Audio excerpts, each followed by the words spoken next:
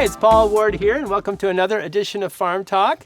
I'm very excited today. We are in Somis, California, located in Ventura County, and our guests are Ron and Karen Meier with Mulberry Lane Farm and the Upside of Downs program. Welcome to the show. Thank you, Paul. And of course, we want to thank our sponsors, Opus Escrow and the Money Store. So you have a special program here at Mulberry Lane. It's called Up on the Farm, and it's part of the Upside with Downs program. And you are working with special needs adults. Okay, they're out of school and Right. kind of in their adult years. Yes. And you've created a special environment for them to work on a farm. Exactly right. Yes. Yeah. So what do you do here with them? We have several organizations in Ventura County that are like the feeder programs. So they bring their clients here, and we're a venue for them. So they'll come here and they'll do whatever, as I always say, Mother Nature's throwing at us. We can't really control what's going on. I mean, there's always something to do. We can be planting seeds, we can be weeding, we can be harvesting, we can be packing, because we go to the farmers markets, 2 of them. One on Thursday in Thousand Oaks, and then in Camarillo on Saturday. And so they help weigh things, they help package things, they have a lot of fun. And then there's a lot of laughing. You have differently abled volunteers. That's it. Yes, because what we have discovered, everybody's got talents, everybody's got gifts, and it's just a matter of figuring out where your gift is, and then here you go. And they get these folks that come here, they get such a feeling of accomplishment, and you can just see it on their face. You can see it in the way they hold themselves when they're able to address a task, a farm task that we've kind of explained a little bit. And if, we have various levels. And so if somebody isn't really at, wanting to do this sort of thing, if it's a fine motor thing and they're not so good, we just, let's pull weeds. Let's dig up some stuff. Let's pull things from the trees.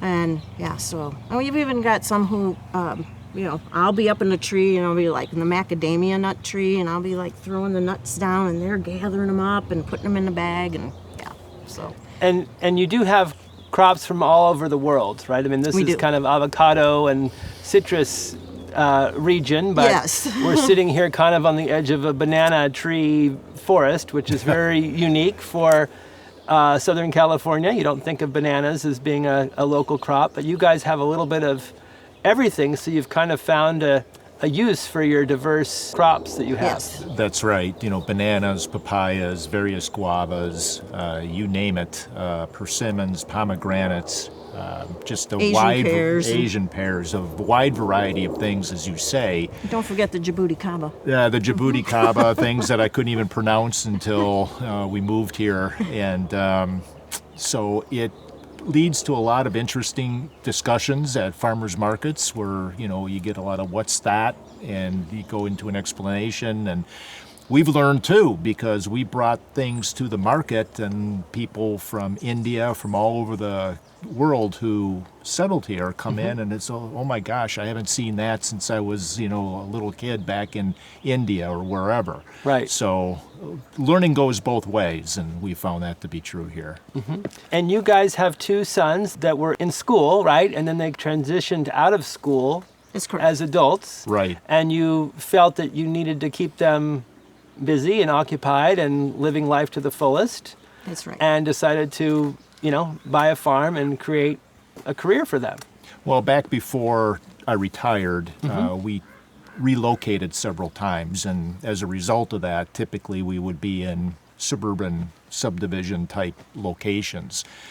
And that was fine to move around, but once the boys aged out of school here in California at age 22, we put our heads together and thought that, you can only watch so much TV, you can only play so much basketball, right. And we were looking for a venue and an opportunity whereby there's always plenty to do and wide open spaces, and that led us to this place. And now you've brought in other volunteers, Yes. right? Not just your two boys. How many adults are working here, would you say? I'd say during the course of a week, because we have the program running on Monday, Tuesday, Wednesday, and Friday. Not Thursday, because I'm at the Thousand Oaks Farmers Market. Mm-hmm. So if you add everybody up, then they don't. So this isn't like a group comes every single day. It's like just one day a week. Right. But total them all up, it's probably about 20, 25. Wow. Yeah, I would say That's so. a good number. And that's Yeah. grown over time. Uh-huh. Yeah. So. Yeah. That's great. So 25 people come throughout the course of a week and Yeah. work on the farm. Yeah. And so what would a typical day look like? I mean, you mentioned weeding and picking, but I mean, they're all doing kind of different tasks. And of course, Right. the whole year, I mean, weeds come up All the throughout time, the year, yeah, especially yeah. with the rain. Oh, this for year sure. has just been like a lot of weeds. This is A lot of weeds. This is a lot. but they're harvesting, They're right? harvesting, and what I like to do is when we have a new participant, let's just take a walk around, and then we're eating things. Okay, for It's like instance, an orientation. like the nasturtium. I'll say, has anybody ever eaten a flower before? Oh, it's like, what are you talking about? And I'll just tear a little piece off, and then they taste it, and they go, and they're so excited, like Right. it's peppery, and I said, taste the leaf. And that's spicy, and they're like, "Oh my gosh!" And so just different fruits, whatever ones are going. So have a loquat. What's inside? I said, "Well, it might be a seed. Just want to, because we're here. Just spit it on the ground. It'll be fine." Right. So they get such a kick out of that, and then I will tell them where it's native to. We got a lot of things from China, a lot of things from Australia, a lot of things from Brazil, the Rio Grande cherries. And, that's not the Rio Grande in Texas. It's the Rio Grande in Brazil. And so they're just like, this is from all over the world. That's it's great. very cool. So they're learning by doing.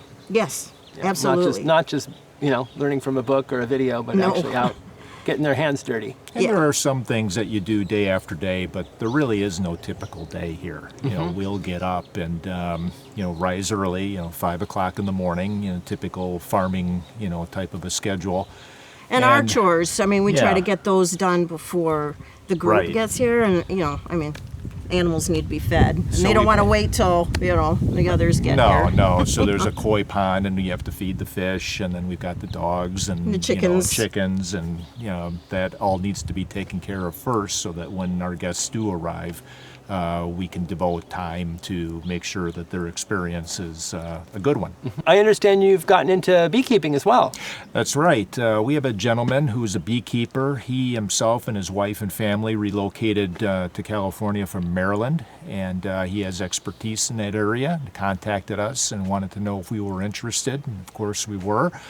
So he brought some hives over, and through the course of time, by capturing swarms in various areas, we have increased our hive count to around 11 or 12 now.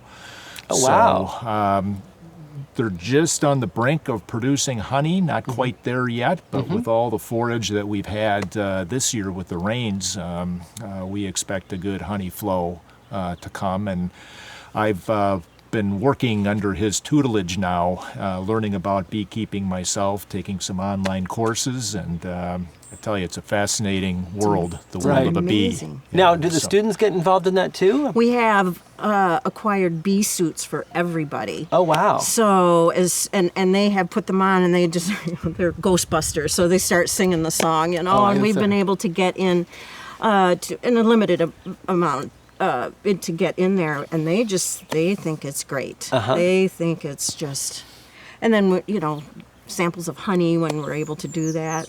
Right. And are It's these really traditional hives or the kind of the flow hive that's kind of the hobby We've got farm? a combination of both. We've got the Langstroth hives, the traditional type, and then we have two flow hives, one we just acquired. And the flow hives are interesting because they have the see-through windows, and it's a good teaching tool, particularly for our clients who come in. They're able to observe the activity of the bees and how they interact in the hive and going in and out, and it's been a good experience. And you And can then just turn the when- tap and just kind of... When we get to that harvest, they Yeah. can turn that, and then the honey will flow just so you don't have to take all the There's a tube that you connect and a key that you turn a little knob inside the hive, and that opens up the honey capturing comb, if you will, and that's what causes the honey to flow out. And it's already processed honey. You don't have to go through the exercise of mashing it and boiling it down or anything else like that. It just comes out into the jar as pure honey, which is kind of neat. So we're looking forward to that. So your program is Up on the Farm. Yes. And you're part of a larger organization called Upside of Downs. Correct. It's a 501c3, yeah. Right. It's a 501c3 charity, and after our older son with Down syndrome, Stephen, was born, he's 27 now. Shortly after that, we founded that organization when we still lived in Michigan. And through all the relocations and moves, we've kept it going. And when we moved here, we were able to really have the program come to fruition through the Up on the Farm portion of the Upside of Downs. So that's kind of a summary of the evolution of that program. That's great. And I would think that other folks could have reached out and could replicate what you're doing. It's a lot. Right. Yeah, But if you've got, nationwide, if you've got a small family farm and there's always a need. That goes back to when I was just kind of thinking about this could be a really valuable thing for the special needs community. So I did some research, and I did it online. I actually traveled to some of these places, and I would pick like the good things that I could see that I thought would work for our situation, so it's kind of like a menu, like, okay, I think that might work. I think this could work. I think I just kind of put it together, but I didn't see anything that we replicated full on. Right. It was like little pieces, little parts. I'm thinking, okay. Taking the best of what you saw. Yeah. And where it really arises from is a passion. It takes a passion in order to do that kind of work. Sure. Certainly, anybody with a farm could do it, but as everyone knows who's listening to this broadcast, farming, there's a lot of work involved in that. And this, you have to carve out time to make sure the experience for the people who come to the farm is worthwhile to them. So that's where the passion comes in. You've got to have a passion for it. Absolutely. And your participants, your students, they're all in their mid-20s and older? Oh gosh, yes, yeah, yeah. So you age out of special education. That's across 22, the nation at 22.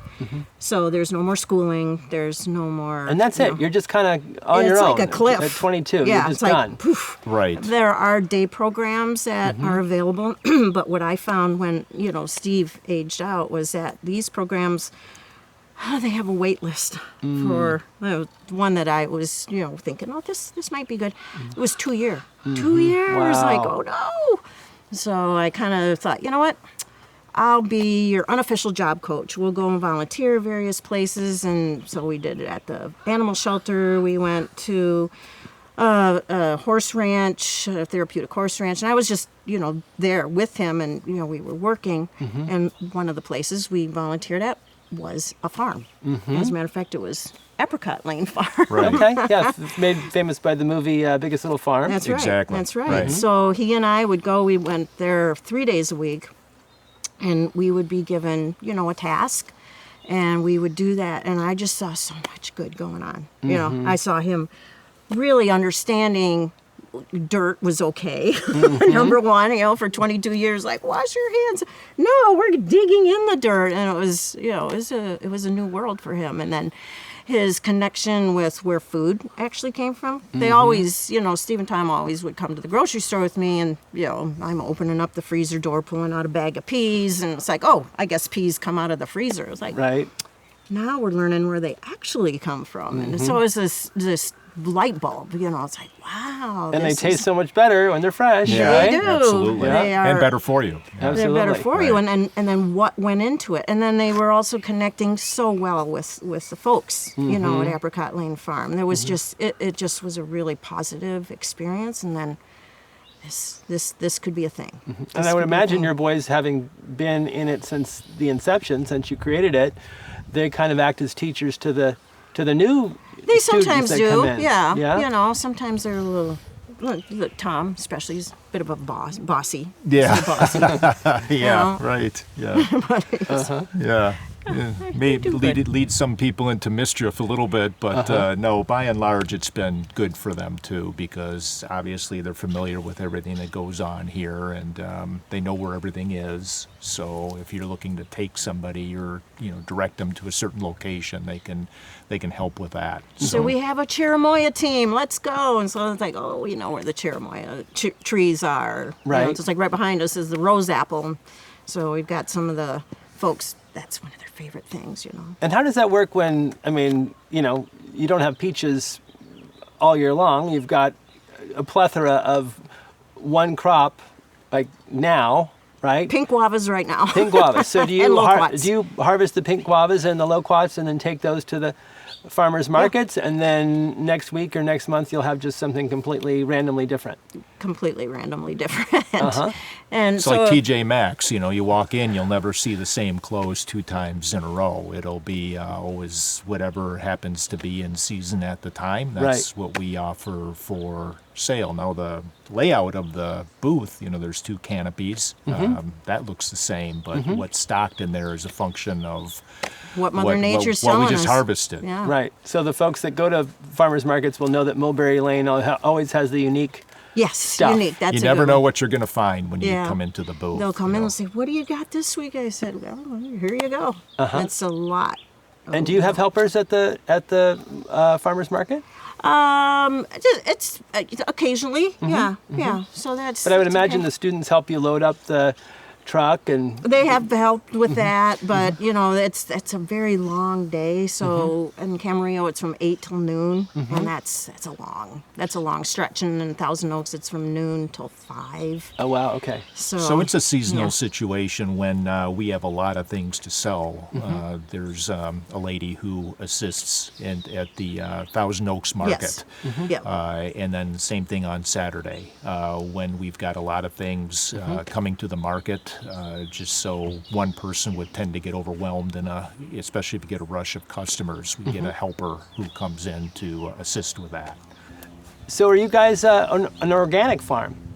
We farm organically. We're not certified organic, but we pull weeds. We don't spray for weeds. And anything that we use on the trees, it's all organically certified. And then you wrap that tape with the sticky side out, so the For- ants climb up and they stick on there. And it's like, okay. And barriers. It's all organically done. We don't spray any. It's unwashed, unwaxed, no pesticides, and organic fertilizers when necessary. So. Have you been surprised by any crop that's doing incredibly well at the farm, and maybe others that you've tried that have not done so well? Well, interestingly, not every tree bears fruit every year. And we're still making discoveries in terms of what's here. We'll be working in a certain area of the farm and look up, and it's like, well, I never remembered that was an apple tree, or I didn't know what it was. And now it's loaded with apples, and you pick one, and they're good, really good. So, Well, like our lucuma over here. It's just that I tree don't even know what that is. Well, nobody does.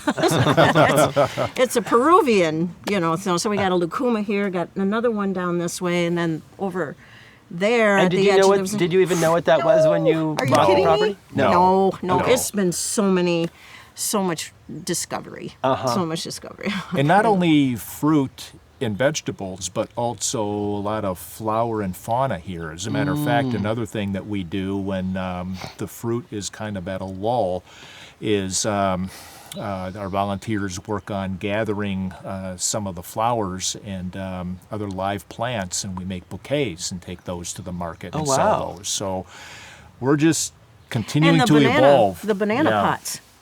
Right. Every one of those bananas behind you, it only produces one bunch of bananas, and then it'll make a pup, a small plant, and that'll grow up then and take the place. Well, you have to cut out the banana stem that just produced. So we'll cut that down, cut it into 6-inch sections, hollow it out, and make an organic planter out of that. Put potting soil in and Very cute. succulents and things that people That you can just- basically take and put it in the ground, and it's ready to go.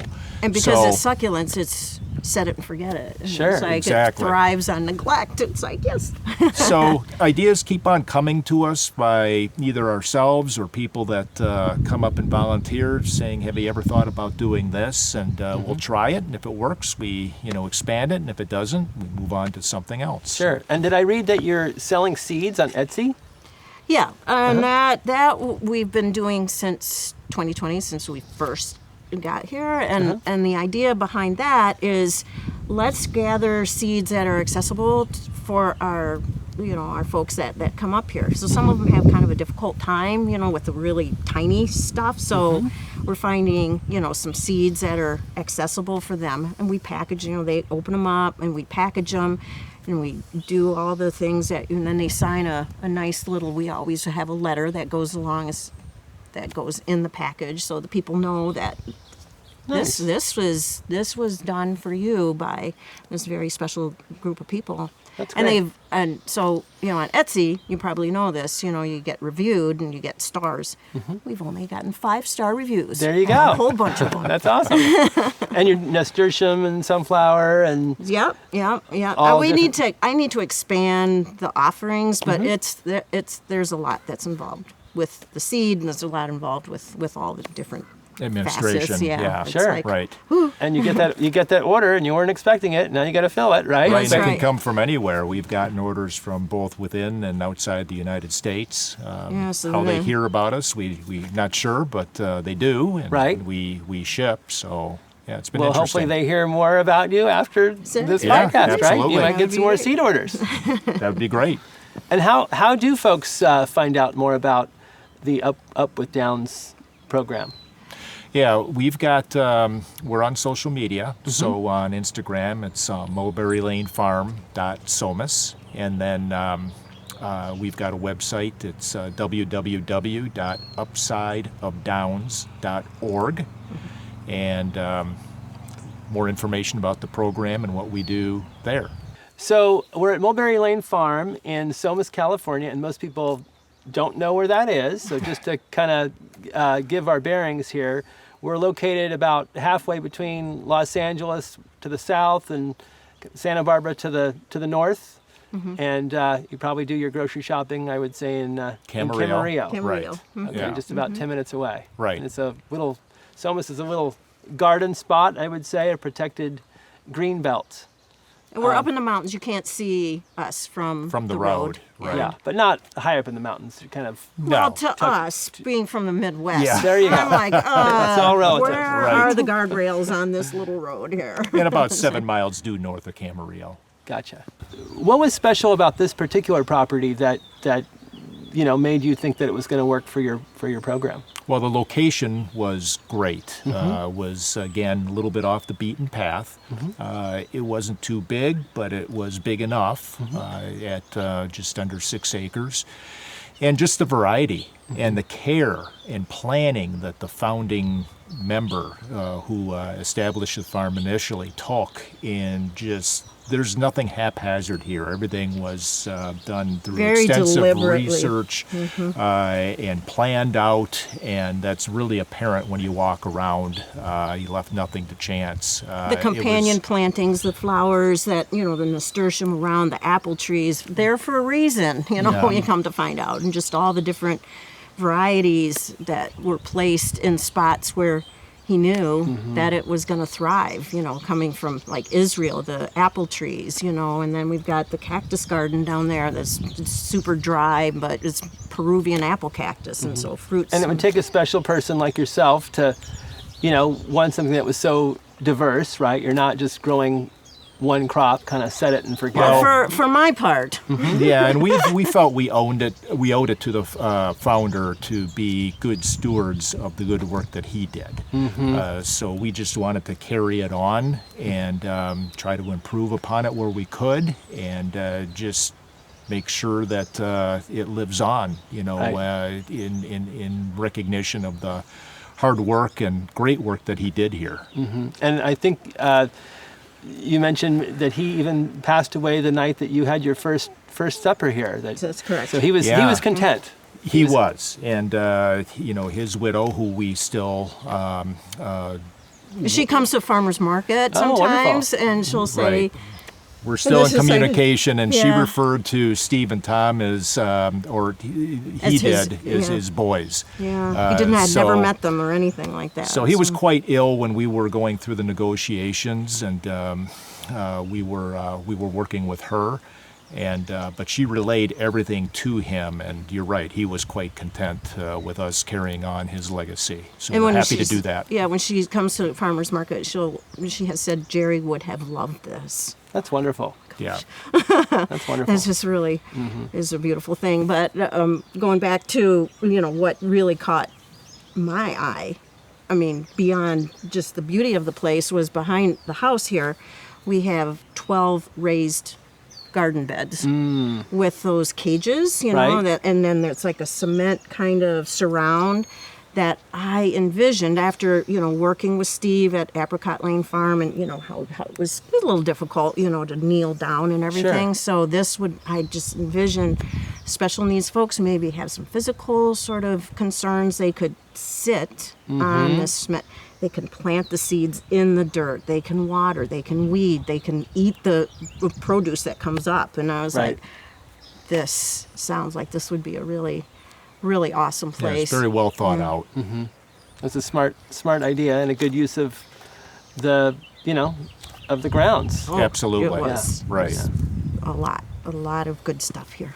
Ron and Karen Meier with Mulberry Lane Farm and Upside of Downs. Thank you so much for being our guest on Farm Talk. Our pleasure. Thank you, Paul. Thank you so much. And of course, we want to thank our sponsors, Opus Escrow and the Money Store. And be sure to tune in next time for another edition of Farm Talk.